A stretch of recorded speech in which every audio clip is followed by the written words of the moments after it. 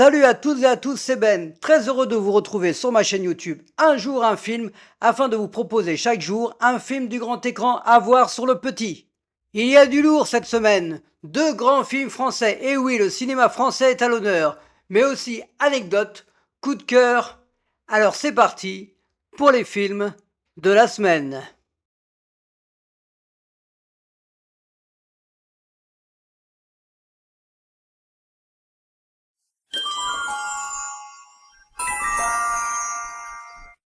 Le Magnifique est un film français datant de 1973, réalisé par Philippe de Broca avec Jean-Paul Belmondo et Jacqueline Bisset. L'écrivain François Merlin a créé un personnage de fiction, l'agent secret Bob Sinclair. Le Magnifique, c'est magnifique. Encore une fois, Belmondo et de Broca forment à eux deux une équipe de choc. On se souvient tous de l'incontournable Homme de Rio, mais cette fois-ci, on est embarqué dans une histoire folle à la James Bond, délirante, avec des idées farfelues de l'écrivain François Merlin. Belmondo nous offre des cascades, de l'humour, il en fait des tonnes et on adore ça. Avec son double rôle, il multiplie des nuances de jeu, c'est savoureux. Jacqueline Bisset en voisine James Bond Girl, qui avait fait La Nuit américaine de François Truffaut la même année, va jouer autant de son charme que de sa passion pour les livres d'espionnage et faire chavirer le cœur de Bébel. Vittorio Caprioli, en Karpov et en éditeur, est parfait en méchant sanguinaire qui va avoir des plans diaboliques. On est heureux de voir Jean Lefebvre en électricien qui va être malmené dans cette histoire, qui fera la même année l'un de ses plus grands rôles, celui de Pithiviers dans Mais où est donc passée la 7e compagnie. La musique de Claude Bouling nous donne envie de danser au rythme des musiques mexicaines présentes et importantes dans le film. C'est décalé, c'est bien trouvé, c'est jubilatoire, donc forcément à voir. Dans O1617, Rio ne répond plus, datant de 2009, de Michel Hazanavicius, Jean Dujardin va rendre un hommage magique à Bébel avec la fameuse scène de la piscine. Le Magnifique sur RMC Story à 21h10.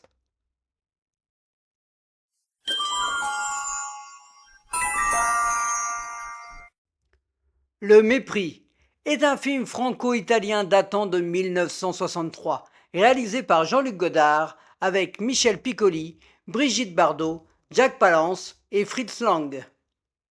Camille aime son mari Paul qui est écrivain. Ils sont à Rome, les sentiments de la jeune femme vont changer. Sixième film de Jean-Luc Godard qui reste marquant dans sa carrière de réalisateur.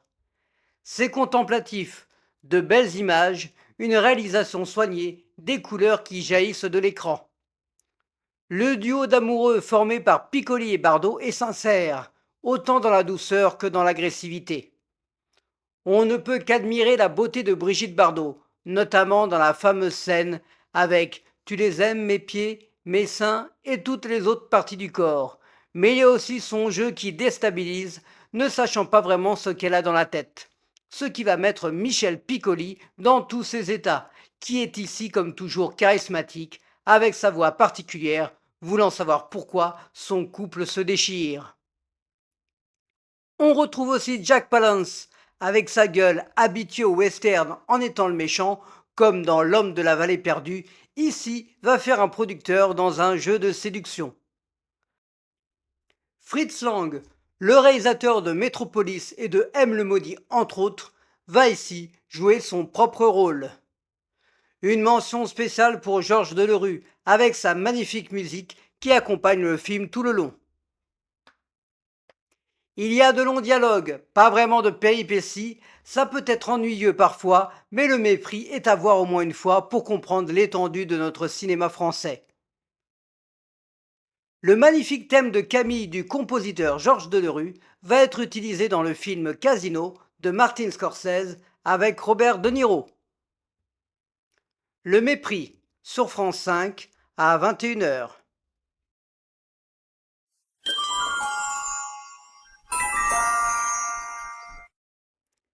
Priscilla, folle du désert, est un film australien datant de 1994, réalisé par Stephen Elliott avec Terence Stamp, Hugo Weaving et Guy Pearce.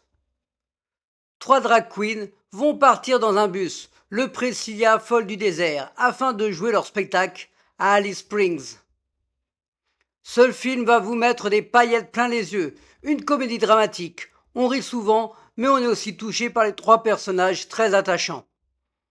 Terence Stamp est extraordinaire dans son rôle de femme transgenre, qui va être un peu la sagesse du groupe, avec la voix de Jean-Claude Brialy dans la version française. Hugo Weaving, qui est la base de ce projet de spectacle, va être la personne fédératrice et qui, quelques années plus tard, va être important dans deux grandes sagas du cinéma. Matrix, où il interprète l'agent Smith, et Le Seigneur des Anneaux, et son rôle Elrond. Et enfin Guy Pearce, le plus exubérant, le plus démonstratif, qui va agacer ses camarades de jeu. Il y a aussi Bill Hunter qui va donner de sa sensibilité et de son aide envers nos trois drag queens. Les dialogues sont assez trash mais drôles, des costumes incroyables, une bande originale au top. Alors prenez votre ticket pour entrer dans ce bus et direction le casino de Alice Springs. En mai 2024, on annonce la suite de Priscilla folle du désert avec les mêmes personnages et les mêmes acteurs. Pour l'instant, aucune nouvelle, en espérant voir la suite. Priscilla folle du désert sur Arte à 20h55.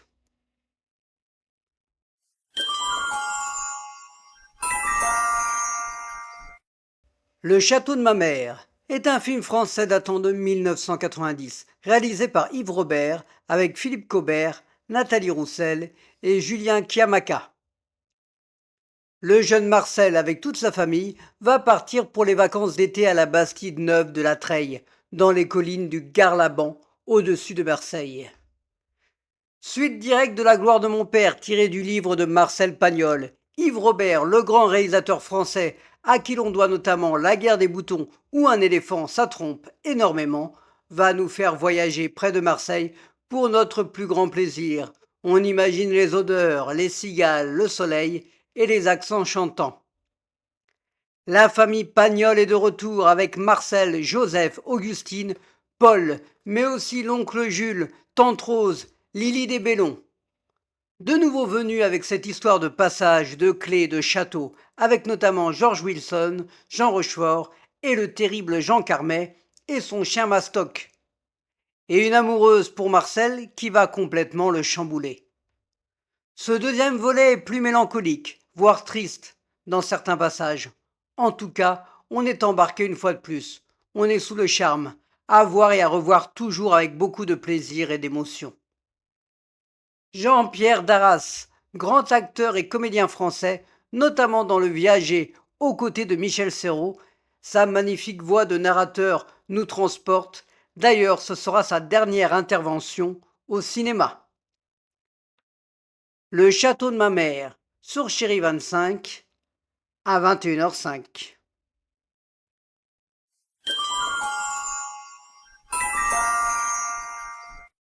Les Dalton en cavale est un film d'animation français datant de 1983, réalisé par Maurice, avec les voix françaises de Roger Carrel, Jacques Balutin, Pierre Tornade et Gérard Hernandez.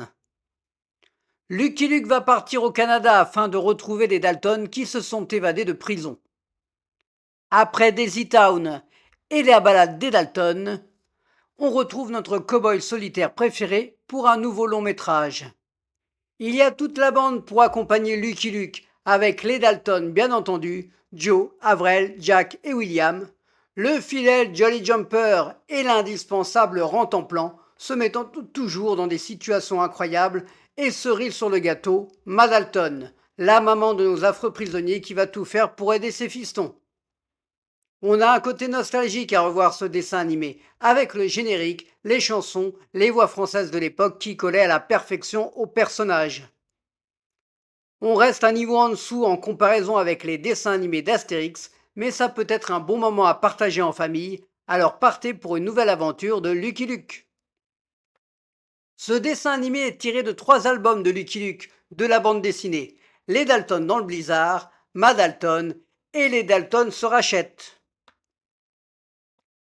Les Dalton en cavale sur Gulli à 20h50.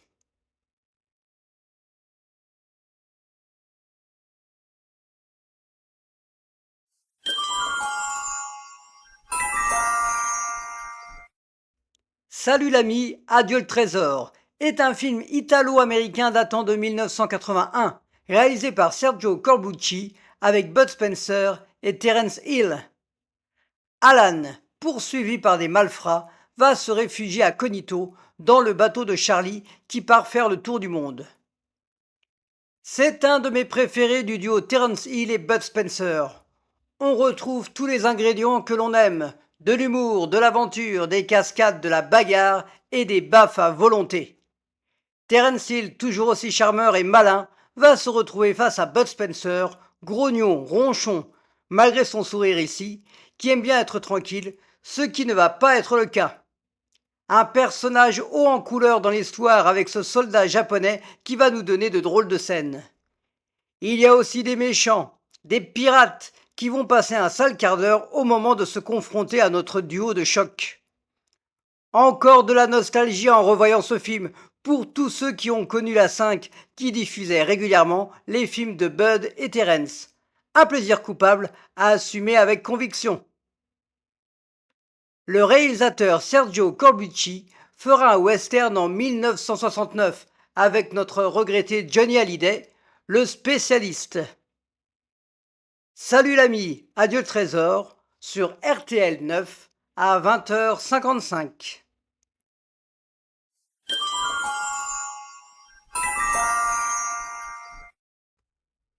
Le Grand Blond avec une chaussure noire est un film français datant de 1972, réalisé par Yves Robert avec Pierre Richard, Mireille Darc, Jean Rochefort, Bernard Blier et Jean Carmet.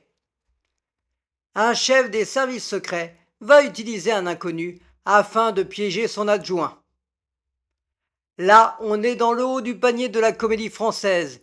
Yves Robert nous offre un grand film avec un scénario qu'il va écrire avec Francis Weber, le futur réalisateur de La Chèvre et du Dîner de cons, dont vous pouvez retrouver les critiques sur ma chaîne. Pierre Richard, alias le fameux François Perrin, maladroit, lunaire et drôle, va mettre sa carrière au sommet avec ce film. Mireille Darc, douce et subtile, va jouer de ses charmes notamment avec sa robe que personne n'a oubliée. Jean Rochefort, méchant, cruel et diabolique, incarne à la perfection le colonel Toulouse et prêt à tout pour piéger l'autre colonel Milan, Bernard Blier, parfait avec sa maîtrise du dialogue et son œil qui frise. Le pauvre Jean Carmet, Maurice, complètement perdu, ne comprenant rien à ce qui lui arrive, est savoureux, et plein de second rôles importants, le Person, Barrier, d'Alban et tant d'autres. Sans oublier la magnifique musique du grand Vladimir Cosma, que tout le monde a en tête. Que dire de plus que le Grand Blond avec une chaussure noire, c'est à voir, à revoir, à re-revoir. Il y aura un remake de ce film qui sortira en 1985, L'homme à la chaussure rouge, de Stan Stargotti, avec Tom Hanks et James.